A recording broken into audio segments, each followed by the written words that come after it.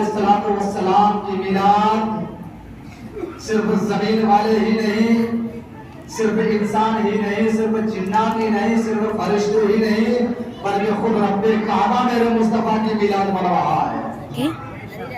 میرے آقا کی میلاد خود خدا بن رہا ہے اور خدا کی وہ سنت ادا کر رہے ہیں، خدا کی وہ سنت ادا کر رہے ہیں جو ذکر حبیب خدا کر رہے ہیں، جو ذکر حبیب خدا کر رہے ہیں۔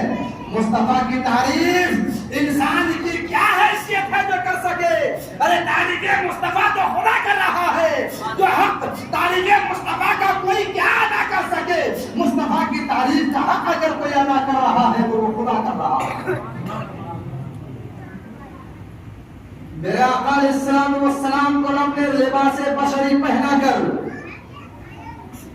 نوری ذات کو اس دنیا میں مبعوث فرمایا، اور نبی کریم علیہ السلام اس روح زمین پر آ کر کے تاریکیوں کو مٹایا، ظلموں پر پریت کو مٹایا۔ میرے آقا کی آمد سے قبل بیواؤں کو زندہ تردور کر دیا جانا، یا اس کے شوہر کے ساتھ اس کے چتا پر اس کو جلا دینا یا اسے دفن کر دینا۔ اگر کسی کے گھر میں بیٹیاں پیدا ہو جاتی تو اس کے بیٹی کو زندہ دفن کر دینا، اس کے گلا گھونٹ دینا۔ یہ میرے مصطفیٰ کا احسان ہے کہ نبی آئے تو بیٹی مل گئی، ارے نبی آئے تو بیواؤں کو مقام مل گیا۔ اگر بیٹی ہی نہیں ہوتی تو عورت کہاں سے ہوتی؟ اور عورت نہیں ہوتی تو تمہارے پاس بیوی کہاں سے ہوتی؟ اور اگر بیوی نہیں ہوتی تو بچوں تمہارے پاس ماں کہاں سے ہوتی؟ یہ میرے مصطفیٰ کا دین ہے، صدقہ ہے مصطفیٰ کا، کہ میرے نبی کے بدولت ہمیں ماں ملی ہے، میرے نبی کے بدولت ہمیں بیٹیاں ملی ہے، میرے نبی کی بدولت ہمیں محل ملی ہے۔ اور بیٹی کسی کو نہیں چاہیے، بیوی سب کو چاہیے۔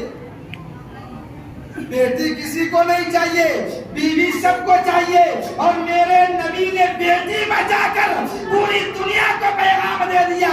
آج کوئی نادان یہ تعلیم دے رہا ہے بیٹی بچاؤ اور بیٹی بڑھاؤ، میرے نبی نے 1450 سال پہلے ہی بیٹی بچانے کی تعلیم دے دیا ہے۔ اور میرے نبی نے بیٹی بچانے کے بعد بیٹی کے ساتھ ظلم کرنے کی تعلیم نہیں دی ہے، بلکہ میرے نبی نے بیٹی بچانے کے بعد یہ اعلان فرمایا ہے، جس نے بیٹی کو بچا لیا، بیٹی کی پرورش کر لی، بیٹی کو پال پوس لیا اور بیٹی کا نکاح کر لیا، رب کعبہ اسے حج مبرور کا ثواب عطا فرماتا ہے۔ یہ تعلیم ہے مذہب اسلام کا، مذہب اسلام نے یہ تعلیم دی ہے ہمیں۔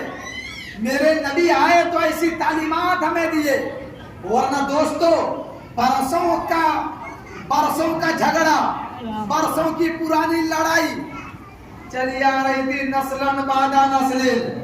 مثال کے طور پر اگر مجھ کو کسی سے لڑائی ہے تو میں اس سے اپنی پوری زندگی جھگڑا کرتا رہا، لڑائی کرتا رہا، دشمنی کرتا رہا، اور جب میرا آخری وقت آیا تو میں نے اپنی اولاد کو وصیت کر دی کہ دیکھو فلانا میرا دشمن ہے، اس کی اولاد بھی میری دشمن ہے، اے میرے بیٹے تم اس کے ساتھ دشمنی کرنا، اور جب میری اولاد ہمارے بچے بڑے ہو جاتے اس کے ساتھ دشمنی کرتے، پوری زندگی اس کے لوگوں کے ساتھ لڑائی اور جھگڑے کرتے، اور جب پھر ان کا بڑھاپا آتا وہ اپنے بچوں کو وصیت کرتے کہ ان کے ساتھ، ان کے باپ دادا کے ساتھ میرے باپ دادا کی لڑائی رہی ہے، اس لیے میری اولادو تم ان کی اولاد کے ساتھ لڑائی جھگڑا کو سلامت رکھنا، اس کو قائم رکھنا، اس کو ختم نہ ہونے دینا، کبھی صلح مت کرنا، لیکن قربان جاؤ آمنہ کے لال پر،